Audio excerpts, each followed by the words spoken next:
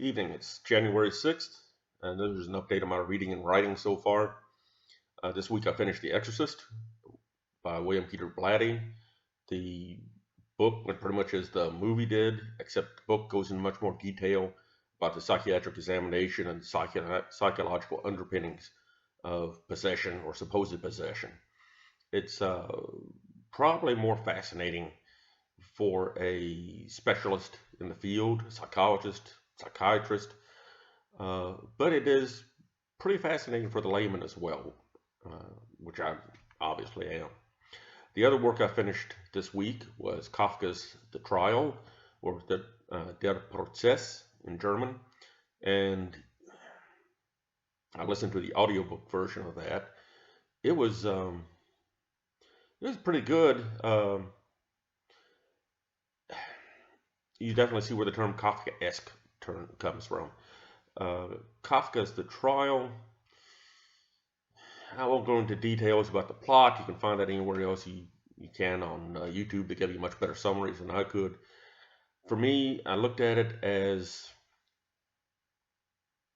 the trial, his actual trial being how he was judged by society. The protagonist, Joseph K., pronounced K in German, which is how he was pronounced in the audiobook. He is on trial, but he doesn't know for what crime. The police come to his place. They tell him he's under arrest. They tell him he's been indicted, but they don't take him anywhere. They don't arrest him. But he has to consider himself under arrest. They won't tell him where the trial is. They won't tell him where we're supposed to go for a court date. He has to figure all that out on his own. And then he has to find out from different people what the process is. It's a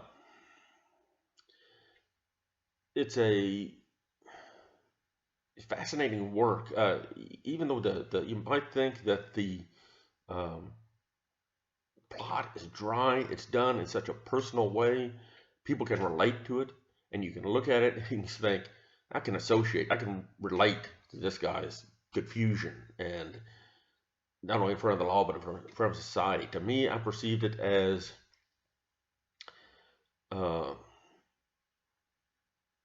who he was being judged by, who was judging him, was society. To me, it seemed like that he's being judged by society, and this is how Kafka represented it.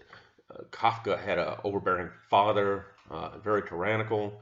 If you watch any of his biographies on YouTube, you find out how just really oppressed he was in a very personal way. And to me, it seemed like he was a person that always felt as if he was being judged by everybody he met. And so I think that's where the trial comes in. He's trying to represent a man being judged by society and by those around him. It's got a rather interesting ending that you wouldn't expect. But then, as I understand it, the work was unfinished. He never published it himself. But that's another story for another time. It was a fascinating work, though. This week, I started Desolation Angels. I started actually a little while back when I was in Midland, Texas, and read a few pages of it, picked it up again, and I'm looking forward to reading it. I've read On the Road, and I hope to read up more Kerouac's works in the future. It's interesting to me. I can sort of understand where he's coming from with Desolation Angels. I can relate to it because I used to hike in the Northwest, in the area where he's talking about. When I lived up in the around Whidbey Island in the late 80s. And it's a beautiful area. I know that kind of country, understand the kind of isolation he's talking about. And it's just, and I've loved On the Road and his poetry and the Beat Generation poetry and stories. So I really enjoy that work. I'm looking for that kind of writing and that kind of stream of consciousness. I'm really looking forward to reading more of that. That is what I'm starting to read in print. In the car, which is where I usually listen to audiobooks as much as I can, I'm starting Methuselah's Children by Robert Heinlein. and now maybe up to chapter 2, 3 of it so far. Uh, I'm not impressed with the writing. It seems cliched, hackneyed in some ways. It's a decent writer, but he's not a great writer. He's not a great writer like Kafka, Hemingway, Fitzgerald, uh, Tolstoy, any of those. Uh, he's a decent writer, but there is a lot of cliches and overused terms and ideas, and in some ways, it's more like watching it's like watching a stereotypical Western with the use of cliches and the like. So, but anyway, the basic concept that they're carrying across, I think, is interesting. That if there were a group of people who could basically live for hundreds of years, or maybe even forever, or hundreds of years, what would they do in order to live forever? What would others do? What would society do to steal their secret of living forever? Would they misinterpret it?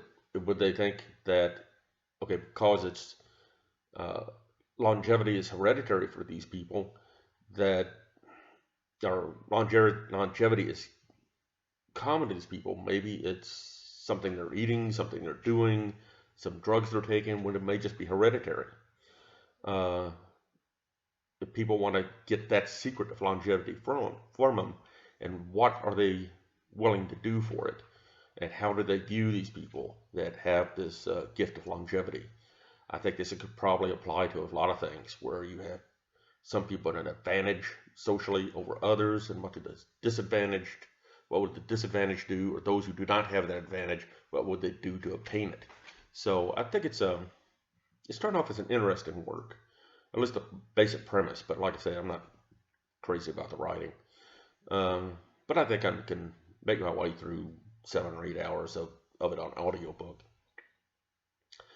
On Shadows and Stars, which is my own science fiction novel that I have in progress, I'm right up around 110,000 words now.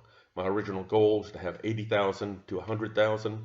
I'm at 110,000. I don't know how many more I'm going to have. It's not inconceivable I could have 150,000 by the time this is all over. But I'm trying to close it out now. I want to make it, I'm trying to keep it as lean and muscular writing as I can, get as much as I can into as few words as possible. Right now, I'm basically filling in a lot of gaps, and I'm seeing how some things connect. And like with the old adage, I believe, which was a principle of Chekhov's writing, that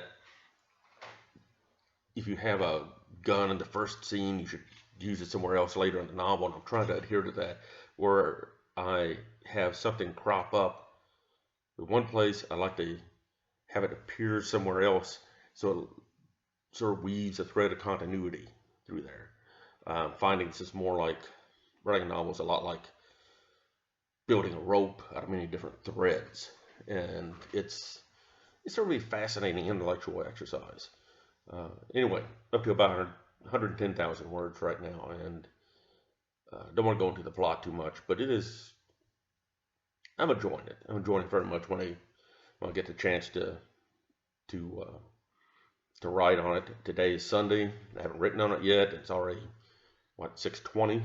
So, but I've been watching TV a lot today. But the things I've been watching, I finished up the series Dark, which is a German sci-fi TV series.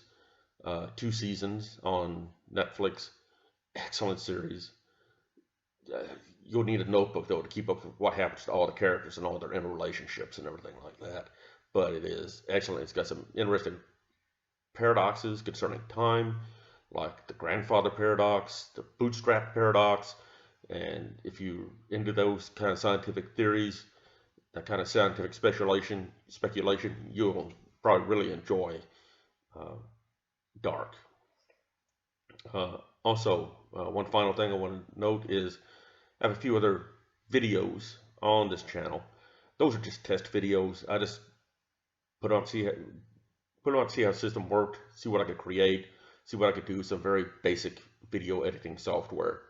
Uh, welcome to look at them, do whatever you want. But this is my first real video, and yeah, I think it'll go well. Yeah, I'm gonna have to refine things as I go along. One other thing I want to mention before I wrap up here is uh, also on my channel I have several playlists that I've created. These playlists, they're sort of like soundtracks to what I'm writing. Sometimes I'll get into the mood to write. I'll listen to a playlist I've developed for that work or for that section. For example, so I have one entitled Shadows and Stars, which I think tries to capture the essence of Shadows and Stars. If it were made into a movie, this is what I would think the soundtrack would be or where it would come from. It's a lot of songs though, but I would think it'd be some of the soundtrack would come from this, in theory. Uh, but it is something I just listen to, just sort of get me in the mood, get me inspired, help me with the creative process. I also have one video on there called Diegaro. And Diegaro is a chapter in Shadows and Stars where the protagonist, Darren Jacob, and his companion, Sarah, are on this alien world and they come across a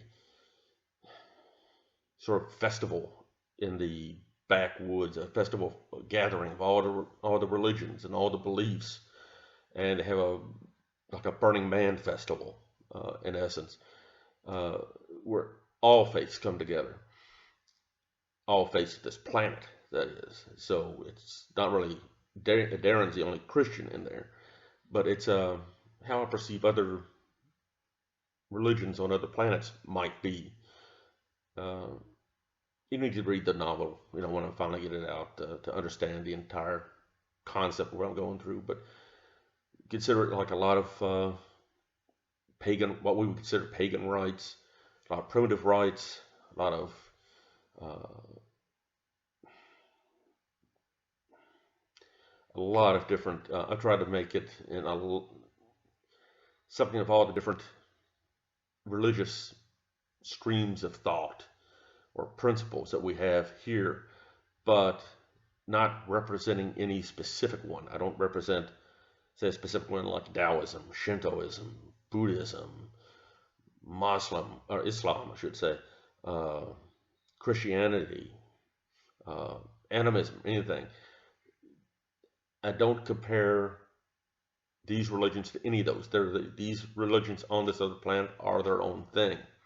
I just try to find some basic commonalities in there between all the religions on this planet and to sort of represent them in the Diegaro.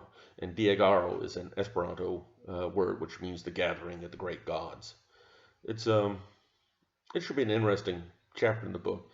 But I made a playlist out of pagan music and primitive music that I can find on YouTube to represent what is going on spiritually, emotionally, psychologically at the Diegaro.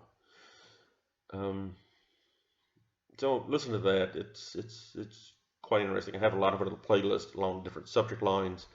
Some of them correspond to different works I've written, and again, there'd be like they're sort of a soundtrack to that work, like a soundtrack is to a movie. For example, I have one called Nocturne, which is sort of a soundtrack to my collection of poetry called Nocturne.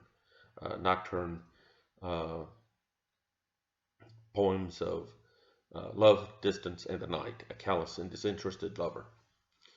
So anyway, that's all I'm going to do for tonight, and I'll do these. I get the chance when I'm in the mood, whatever the case may be. But I just want to get a start and see how this one turns out. I'm going to do some uh, video editing with it with some free video editing software.